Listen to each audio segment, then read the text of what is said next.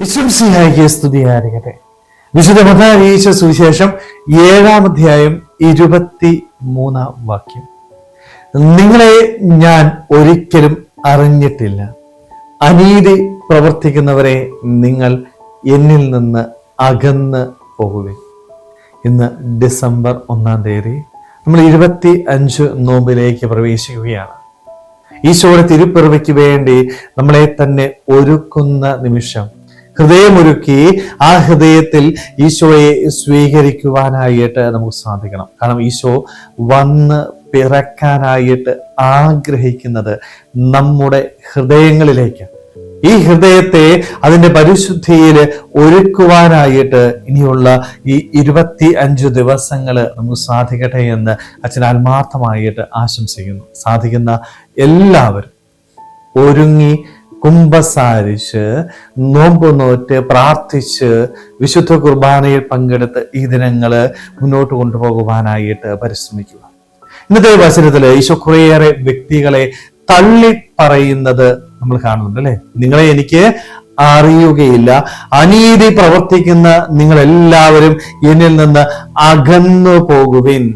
ദൈവത്തിന്റെ ഹിതം മനസ്സിലാക്കാതെ സ്വന്തം ഇഷ്ടപ്രകാരം ജീവിക്കുന്നവരെ കുറിച്ച് വചനം പറയുന്ന വാക്കുകൾ. അതെ, നീ എന്റെ ശിഷ്യനാകണമെങ്കിൽ നിന്റെ ജീവിതത്തില് നീ എന്റെ വചനം കേട്ട് ജീവിക്കുവാനായിട്ട് തയ്യാറാവണം.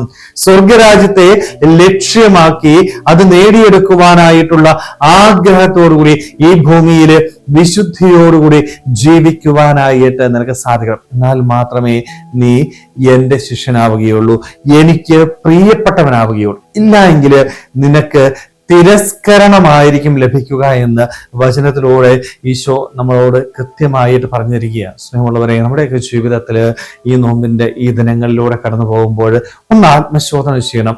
എന്റെ ദൈവം എന്നെ സ്വീകരിക്കുമോ തിരസ്കരിക്കുമോ? ദൈവസന്നിധിയിൽ നിൽക്കുവാനായിട്ടുള്ള യോഗ്യത എനിക്കുണ്ടോ? ഈ ഭൂമിയിൽ ഞാൻ എപ്രകാരമാണ് ജീവിക്കുന്നത്?